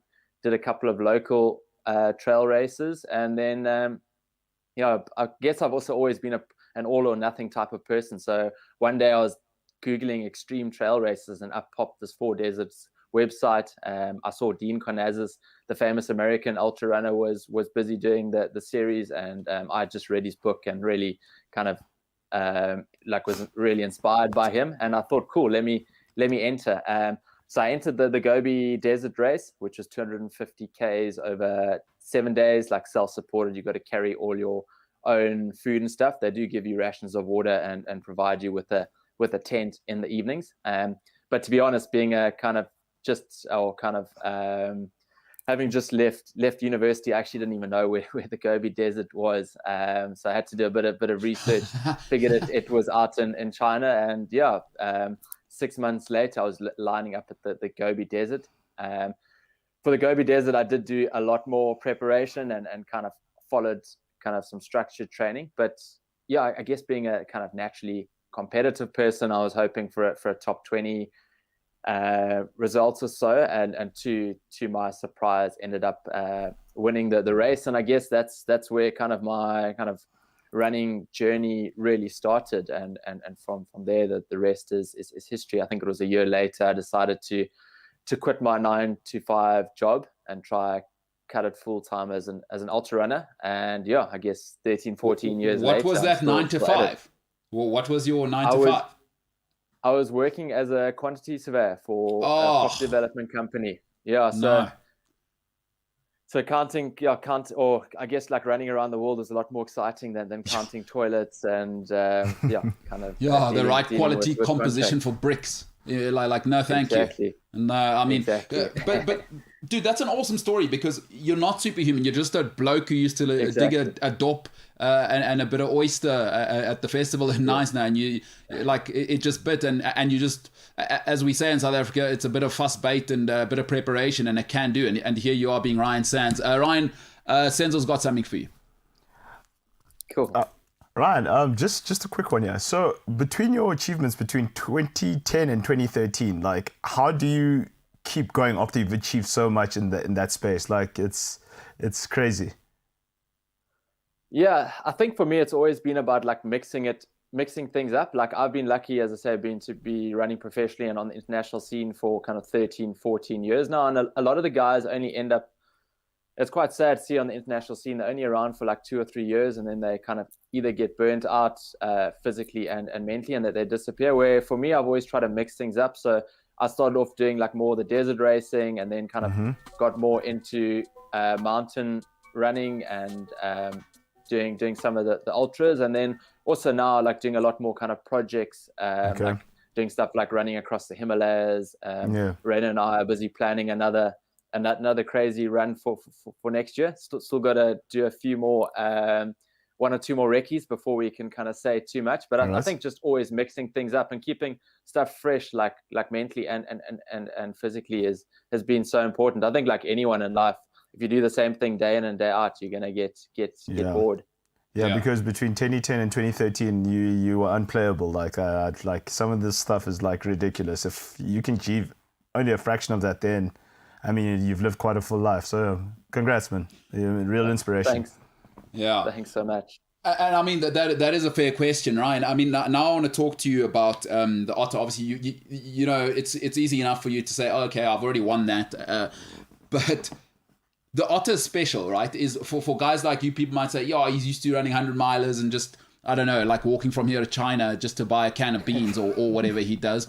But actually, the reality of being in the Otter is, and again, I don't have to say this, it is one of the most special places. And I've been I've been really, really fortunate to have been in the Alps, like you have. You know, China. I've never been to the Himalayas because obviously that's not going to work for me. I'm not that guy. I'm not Ryan Sands or Reiner Kreuzel. But you know, we have a really, really special part of the world, and that community, what they do to preserve that part of the world, means one of the last few places on planet Earth that is genuinely untouched is now accessible to you and I. If you'll do it over 5 days, if you're like me. And by the way, the guy who can't do sound, his name's James. When I was talking about the Otter, he said, oh, my aunt did it. And I said, in how long? She said, yeah, like 5 days or whatever. I said, no, these guys do it in 4 hours. I mean, a combination of what I've just said there, the beauty of what it is, but also talk to me about the Otter. And because you don't have to keep coming back. You're Ryan Sands, and you've chosen to keep coming back. What is it about the Otter in particular? And maybe you can also explain to people that don't know, what is the Otter? Yeah, I guess the Otter is just one of those magical trails. Like you said, you've been all over the world. I've been lucky enough to do the same, and there's something really special and magical about the Otter Trail. I remember after running it in 2011 for the first time, I said, like, if there's one trail I could run every day, it would be the Otter. I think growing up in Cape Town, spending a lot of time at the ocean and surfing, I still have a really close connection to the ocean. So to be able to like run a trail that traverses along the side of the ocean, for me, is just the ultimate. And yeah, I think also just what the Collins brothers have created there, just such a special vibe and aura, something that just kind of keeps me wanting to come back. Yeah, I didn't come back for a good couple of years, and then was there again last year, and just like realized like how awesome it is. Like you said, probably marathon distance is not kind of, for me, kind of focusing on a kind of more of the longer stuff, but just to have the opportunity to run the Otter is something kind of really special and something I wouldn't miss for the world. And I mean, this year, and we'll be talking to obviously your fellow, you might say comrade. Senzo says your comlade, Kane Riley, and comlade. Yeah, Ryan. Well, you're welcome. I'm just teaching you a bit of South African colloquialisms there. Comlade. So next time you see someone and they say, "Hey, comrade," you say, "No, comlade," and then you give them the sure. Yeah, sure, comlade. Cool. Yeah, sure. But I mean, you know, really the creme de la creme of South African running will be there this year, and I'm really looking forward to having you there. What are you thinking? I mean, have you recovered from UTMB? Are you okay? Number one, and are you gonna? I mean, the competitive animal in you, I would imagine, will want to go to Otter and present your best self, whatever that means.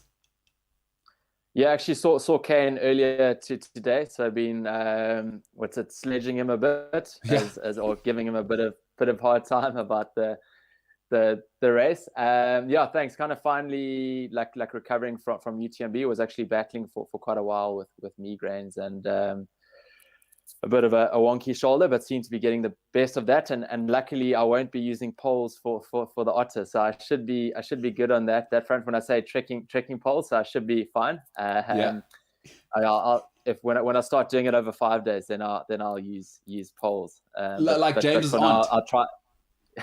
Exactly. For now, I'll try and stick to doing it in 1 day. But yeah, I guess I've actually got Madeira Ultra Trail coming up. I think it's 3 or 4 weeks after that. That's on the Ultra Trail World Tour, so that'll be like a big focus for me. But take nothing away from the Otter. I think I'll play it by ear and see how I feel. But yeah, I'll leave it for race day and just play it by ear. But really excited. I've actually been mentoring 1 or 2 runners from the Live to Run Foundation, and Sinovuyo, the one runner that I have been mentoring, is coming to run the Otter. So it's kind of his first time running the Otter, first time running a kind of big race outside of Durban area where he's from. So yeah, I guess that was kind of also like a really cool reason to be at the Otter and just share that experience with him. I think as I mentioned previously, I've been lucky enough to do a lot of things, and for me to be able to also kind of share these types of experiences with other people and help them achieve is also like really important for me. So yeah, I think a bit of a roundabout answer to your question, but yeah, Kane actually gives me a really good time. I think he's the fastest guy, having never to win the Otter. Hopefully he gets it right sooner. Sooner than later, because obviously just being a super talented. But he said when I won the Otter in 2011, I think it was in 4 hours 40. So obviously times are a lot slower than these days. So I wouldn't mind actually just running a slightly faster time. So he stops giving me a hard time about that. But what you got to tell him, and we will have him on the show pretty soon, is that the gold medal's still the same. You know what I mean? 440, 411, 380. You know? No, I do tell him that. I thought so. I had to bring it out of you. Listen, Ryan, you said was it Live to Run Foundation? I mean, tell us about it. Yes. I do love when people give back. Dude, thanks so much. I mean, we have kept you over time here because you probably thought, I'm going to a professional show, but actually we're not that professional. So if you do have to go, let us know. But if you've got some extra time, we'll keep going for another 5 minutes or so, if that's all right with you. Okay, cool. No, that's perfect. Cool. Let's keep it rolling. Live to Run. Yeah, Live to Run is kind of an offshoot of the Live Foundation in Durban, and so Live to Run. Obviously, the name kind of focuses on running and kind of giving kids an opportunity that have come from previously disadvantaged background. The Live Foundation and the Live Village actually houses a lot of orphan kids. Come from really tough backgrounds, so it's really cool to get involved with that. Salomon South Africa are really involved with Live to Run, so that this year decided to start a mentorship program for some of the runners, and as I mentioned, Sinevuyo. So I was actually up there last week, and it was actually really refreshing to go there.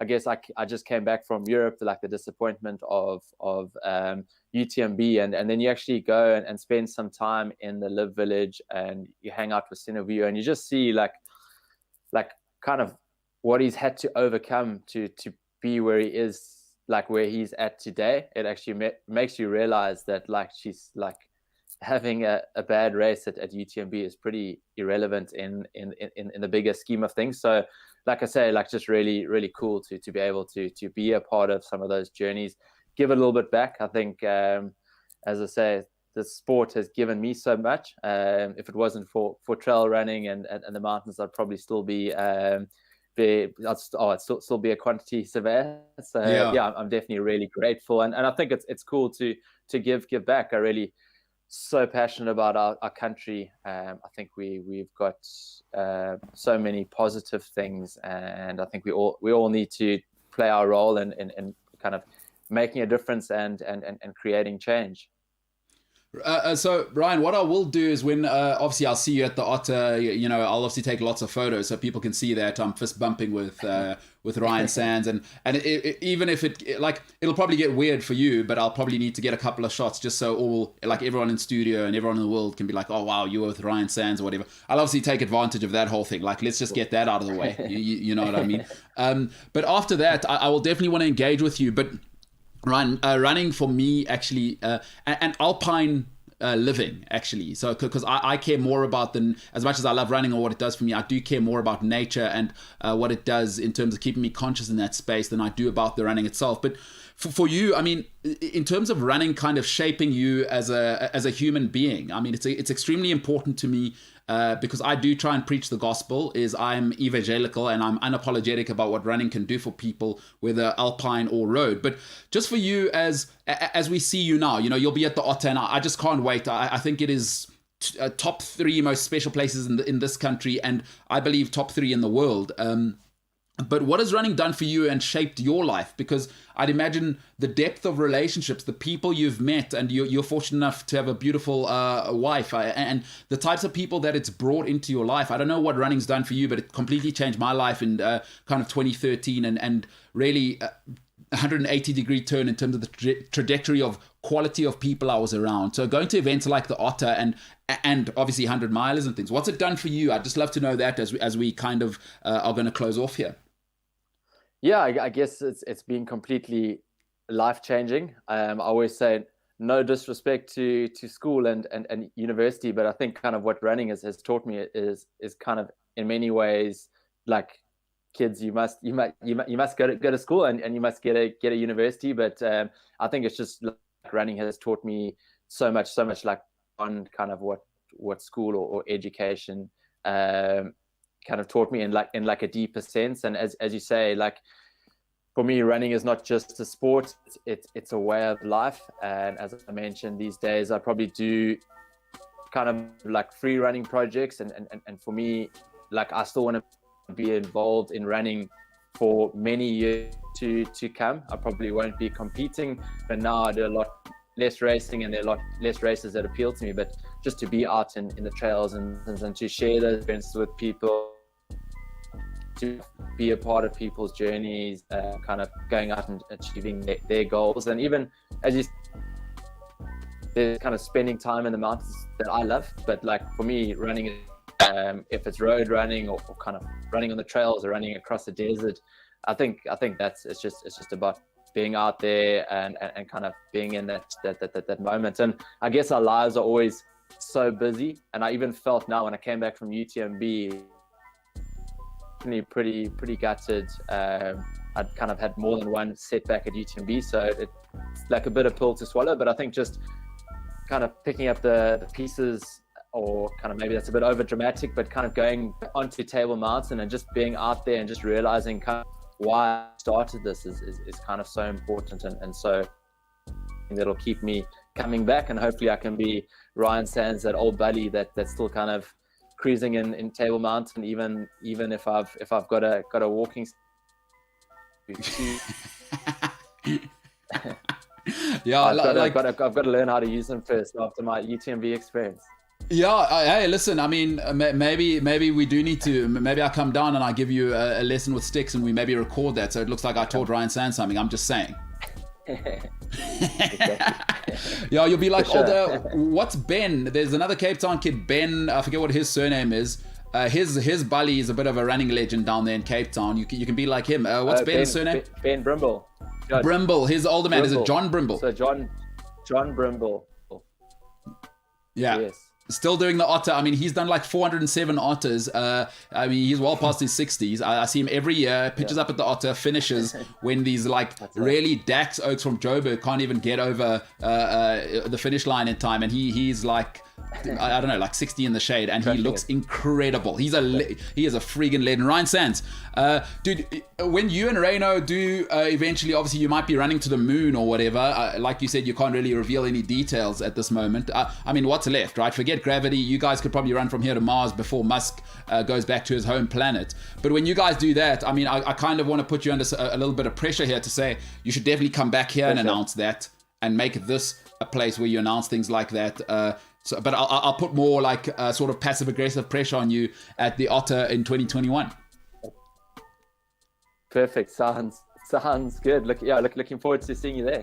You're an absolute legend, my brother, and keep inspiring. And I can't wait to keep getting behind you, because you're putting South Africa, for me as a South African, without being too cheesy, but I love this country. And whenever people go internationally and represent us, as Senzo might say, again, here's another colloquialism for you, Ryan, is that when you go overseas, what they do, you'll see, I don't know if you can see the hashtag in the top corner there.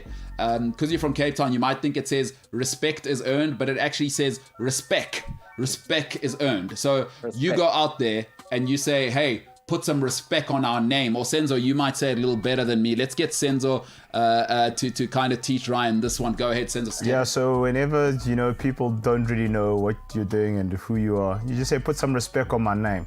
And then you leave it at that, and then that should strike the fear of God in them. But then again, yeah, you've done well for a sax boy, so. Here we go. All right, that's enough from him. Yeah, okay. It had to happen. It had to cut it. That's enough. All right. Ryan, make him put some respect on your name, both at Otter and moving forward. You're an absolute legend, my brother. Thank you so much for joining us. Thanks so much, and thanks to you for all you do for our sport. I know, I think it's much harder being out there all day on the mic and speaking all day. I think I'd rather run 100 miler than do that. So yeah, thank you. You're catching up with Otter. Absolutely. Ladies and gentlemen, the irrepressible force, a man who has taken us to the next level, the one and only Mr. Ryan Sant.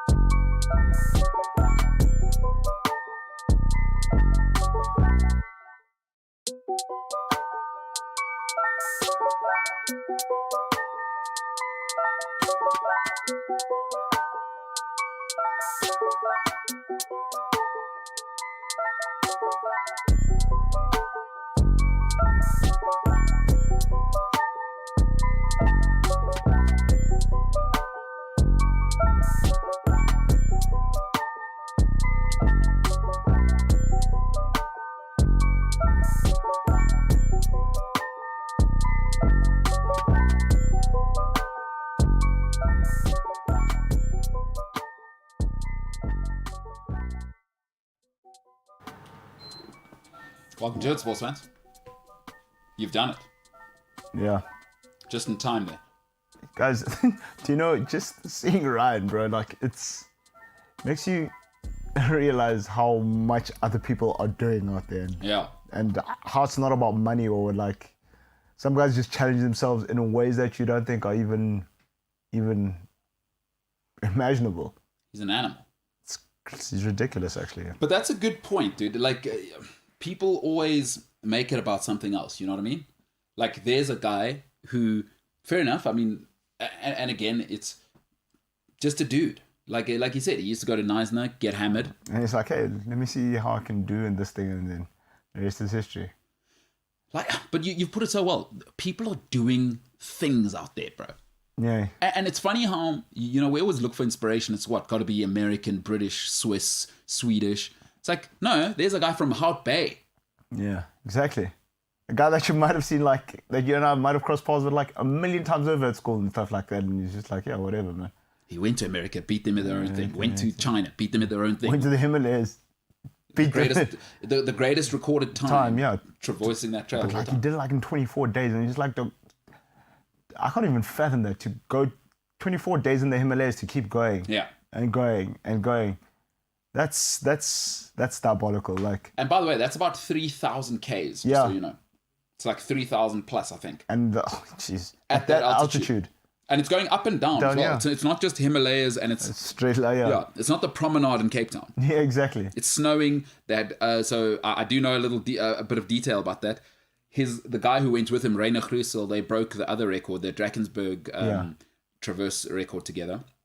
There was frostbite involved. There was and you're there. It's not like, you know, if you get hurt we live in the Santon area, you can just call an ambulance. There you save yourself. So it's a matter of life and death. Like in alpine sports, right? It's one thing people go, oh my God, are you never scared? No, because it's always clear from up front. You're on your own. There is nobody coming to save you. Like Table Mountain, going up Lion's Head, maybe we bring the helicopter. But in real alpine sport, you're on your own. You're gonna call them the Himalayas. No, but even in the Drakensberg. Yeah. Trust me, I nearly died twice because my mentality was not I'm on my own, and I wasn't like why I was saying the integrity thing. If you don't do things correctly in the mountains, it is not like being late for work. The consequence, more often than not, is a brush with death or death itself. Sure. So a that's life-altering experience, like a proper life-altering experience. And trust me, I've had it twice. You don't want to. I wouldn't wish it on my worst end. Well, I would actually. I would wish it for most people, just so you can see actually how fallible you are. Like, just take a brush with death, just once. Oh my! And I did it twice. Lost in the mountains, and I didn't take the right gear, and I was delirious, and I got lost in the Drakensberg doing the same thing that he set the record for. And I was in real trouble. And nobody else's fault but my own. That's integrity, bro. All right, well, but let's talk about the land of the living and something that is still happening.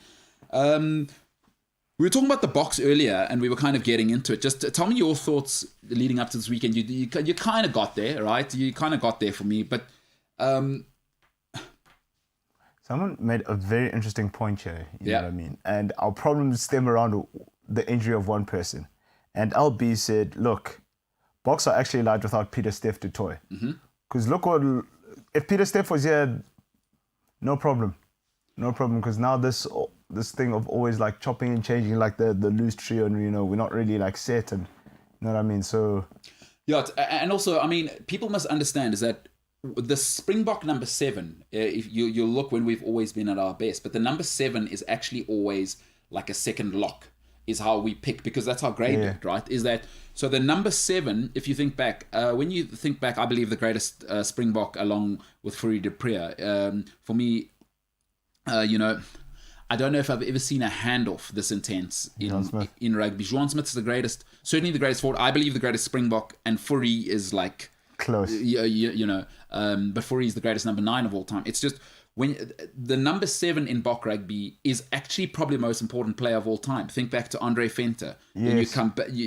When we've been successful, our number 7 has been flames. The 7's the guy. The 7 back in the day, Ruben Kruger when we won the 95. Bad man. Bad man. Then we went Andre Venter. Yeah. Took a little break, mucking about. Who's the guy we were just talking about again? Juan Smith. Juan Smith came through, World Cup, inevitable. We move it, we bump it forward now. Peter Steff du Toit, World Player of the Year, that number 7 role again. Yeah. Because it pivots so much around him, because he's in South African rugby, the 7, by the way, is the blind side. Yeah. He's your defensive pillar, but he's also that other line-out jumper. People don't know, may or may not know this. Francois Smith, Juan Smith, was the second best line-out jumper at the 2007 World Cup behind Victor Matfield. People don't know that, but like, forget about possibly the best ball carrier rugby's ever seen. Because to come back to your point, because you saw on the weekend we played Mostert at 7, and that you saw that he was way out of his depth, and because he also is a line-out jumper and all that. Yeah, and Mostert's not that animal. Like it doesn't have that thing within him. The 7 in Bok rugby has to be of all of the savages. I always say Bok rugby and loose forwards, we're gonna be fine. Afrikaans guys, Venda guys, Zulu guys, we sorted because we have savages. Yeah. But of all of the savages, that must be the savage of all savages. The 7, Venter, Smith, Juan, Peter Steff du Toit. Richie McCaw said about Juan Smith, says, this is like Sir Richmore. It's like running into a brick wall. Yeah.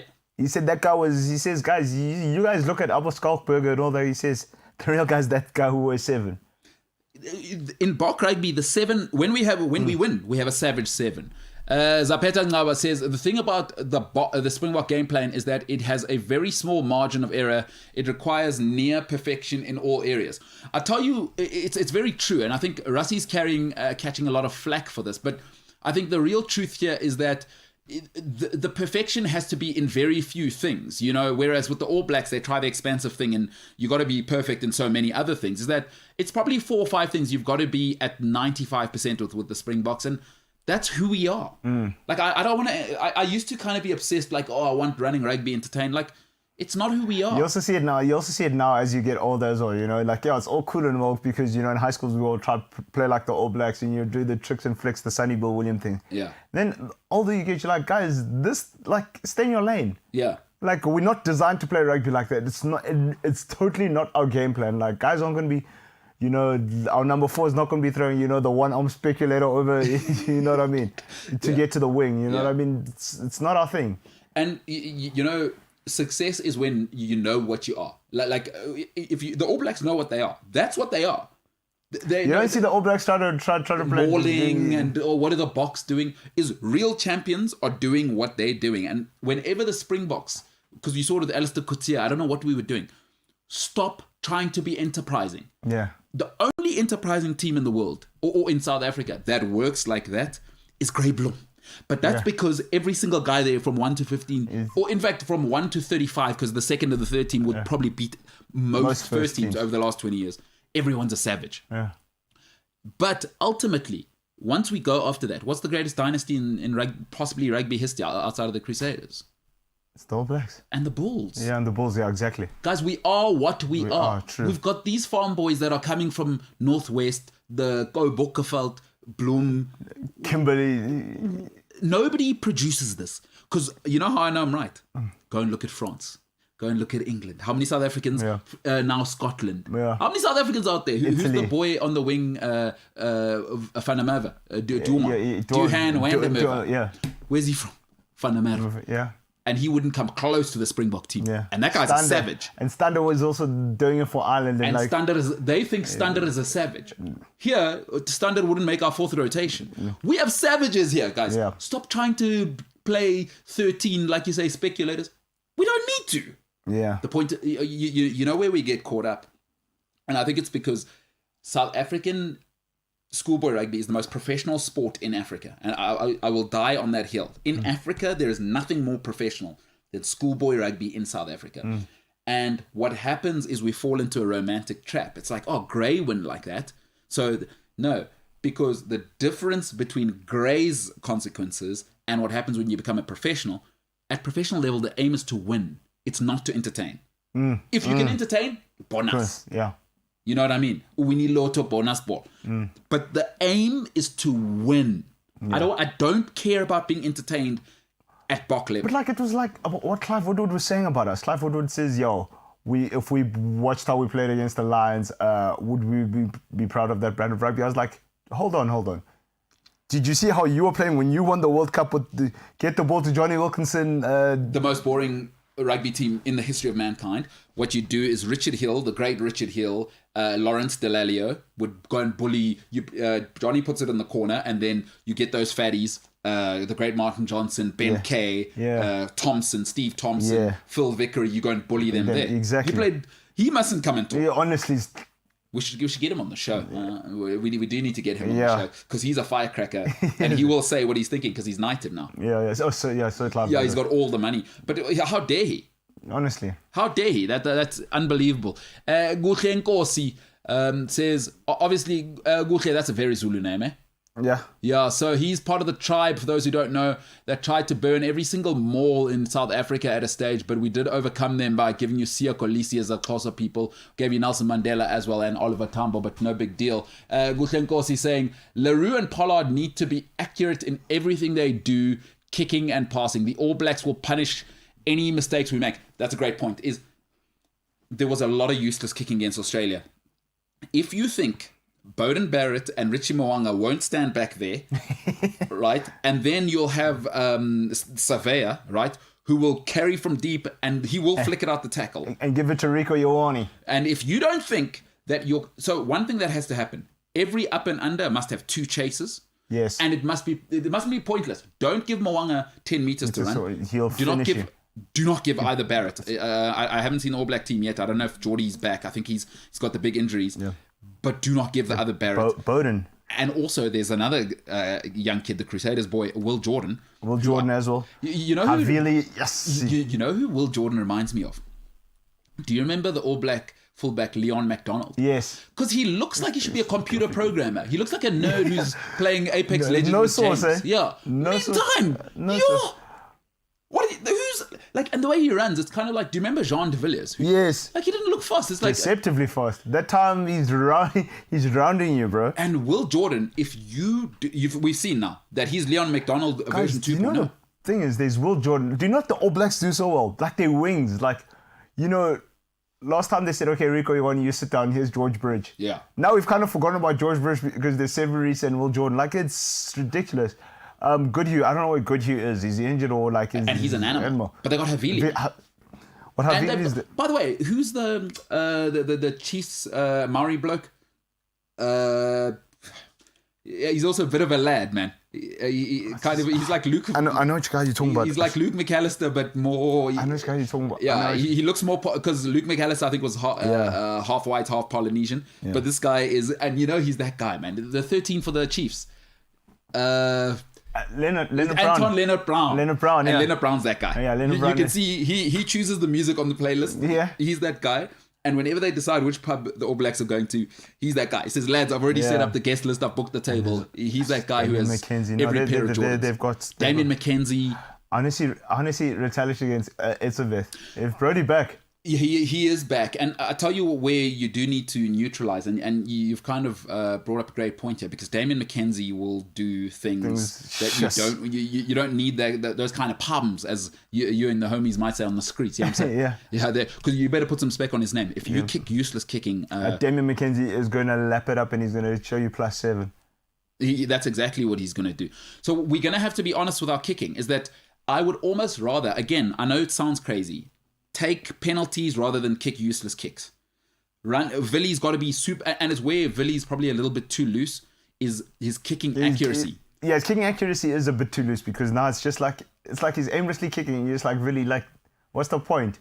And sometimes you see Mapimpi gets frustrated with the dog, like... But what about this? Like, I think we're getting too obsessed as South Africans with the results. The aim is the World Cup. As far as I'm concerned, now what Rassie and Ninaba are trying to do is we have to build some depth for 2023. And you can't do that in 2022. In 2022, you know, so from next year... polishing. That's what you're doing. So now, I actually don't mind these results, because I think you said something beautiful earlier. What about the fatigue? The fatigue is World Cup, okay? No, because this thing started Rugby Championship. Rugby Championship 2019. We win that. Oh, nobody's ever won the World Cup and Rugby Championship same year. We do that. Oh, the British and Irish Lions. You guys haven't played rugby for 2 years. Come here. We do that.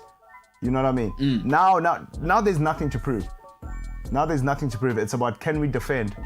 Yeah. Can we go back? There's one thing we haven't done in World Rugby, and that's back-to-back World Cup. Can we do that? But I want to stick to what you're talking about there, because I think it's an extremely good point, right? Is that the fatigue of just the squad. They've had no break, then they've gone COVID, and then they've had to play a Lions series. You know what I mean? It's been winning. Is the squad is jaded? Maybe it's not fatigue. It's just jaded. Yeah. You know, you spend enough time with people.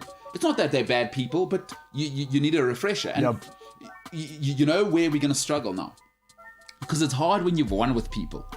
You almost need to get rid of 4 or 5. Not because they're not good enough anymore. Yeah, you need... Fergie did this better than anybody. When you win is the time to change. Don't wait till you lose. And South African... Because now you're changing because you're panicking. And South African sport does this all the time. It's like... We did it with cricket, remember? No, we did it all the time with cricket and rugby. Stop romanticizing the players that are here. Is that change now? Like, Dwayne is fine, you keep him. But a few of the others, if they're not on their best behavior come the end of this rugby championship, you don't say to them, it's over. You say, you're now on the fringe. And I think it's what Rassie's doing, by the way, because he played, who's the bloke he started at lock again? Ori. Yeah, Ori. So what he's showing me is that 2021 is not about winning. I don't think Rassie cares about it because he's smart. He can see it. We build the depth now, right? That's why Nkosi's playing. That's why they're not playing Cheslin. What is Cheslin going to show you that you don't already know? Let him rest. Let him recover. Build the depth now. 2022, come June onwards. Polish, boys. People are going to see, woo!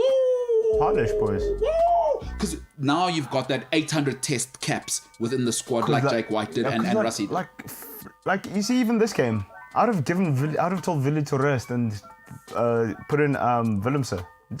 Let's just see. You know what? I trust Rassie, but I think this is the last time this year. Because end of year tour, I expect it basically to be Grey Bloom first 15. People carry cup, No, rest these guys. Yeah. Gents, whoever, he'll pick, let's say, what is it, a squad of 30 that goes to a World Cup? He'll pick his 18 that are certified. Gentlemen, go and put your feet up in the French Alps, whatever you guys do. Whatever you do. We'll see you in February. Yeah. For the first time, you rest in 4 years, because next year, guys, you need to mentor the 8 that I'm bringing in. So the guys he'll take to start, Jasper Visa, Ori, these guys, end of year tour, they need to start because we're building that depth. 2022, we're not experimenting anymore. We're building now and we're going to bring that thing back. That's what I think is happening. Yeah. So we mustn't panic about these results. And that's the thing. Yeah, people are quick to panic. I was like, no, this is good for us. And let's not panic because I think we might catch it a little bit this weekend. I think we're tired. We went there. We had to quarantine. This whole thing's a mess. Yeah. You know, and it's not like we're coming into it, fresh, yes, like they are, right? Yeah. We've just come off a Lions series. Yeah. After not having played rugby for 2 years. For 2 years, we've just come off that. We're still probably not really fit. Yeah. Because when you're elite, you periodize your training in order to peak. We're not in game shape right now. That's why Australia caught a tired team that's not fit. And I'm not making excuses. They played well. I'm just saying, don't panic. The plan is to win the World Cup. The plan is not to win rugby championships that are being run like a spaza shop. Well said. I don't think I can add any more to that. Senzo Stebe, good stuff today. Ryan Sands is an animal. Made me reevaluate my life. You need those people in your life. Yes, just to be like, no. Yeah. This guy eats 100 Ks for breakfast. Warm up, 100 milers. Chief. Yes. And now he's not doing that. He's doing that 3,000, 2,000 stuff again. You heard he's already planning an expedition. Listen, if you hear Ryan Sands saying me and Reno, you know that it's a blockbuster. It's minimum 1,000 kilometers. It's blockbuster. It's for row. It's blockbuster. It's a James Cameron movie. As you always say, they're about it. About it. They're about it. All right, ladies and gentlemen, my name is MKT. This, of course, is the MKT Show. And if you are looking for the podcast, because, I don't know, you're busy, you're trying to make money, you're trying to get a new, I don't know what kind of car people are trying to get, you're working hard. Oof, I can't listen at 12 because I'm grinding, I'm working, I'm trying to change my economic situation. No worries, because you'll be on the treadmill at 8 o'clock tonight going, oh my goodness, should I reply to his WhatsApp? He's a nice guy, but maybe he's not the one for me. You can be listening to this show and passing time on the treadmill as you're getting it out there. It is the MKT Show. It's available on cliffcentral.com, the Cliff Central app, Spotify, or wherever you get your podcasts. If you're with us on YouTube, please click like, because that helps my ego, because it'll boost us in the algorithm, is what I hear everybody say. I haven't actually done the research on that. Otherwise, leave your comments below, and please like, share, and definitely, please, this is the most important part. If you're new to joining us, please subscribe in the corner. We're on the road to 1,000 on the tube. So, ladies and gentlemen, my name is MKT. This has been the MKT Show. But for now, we are the hell out of here.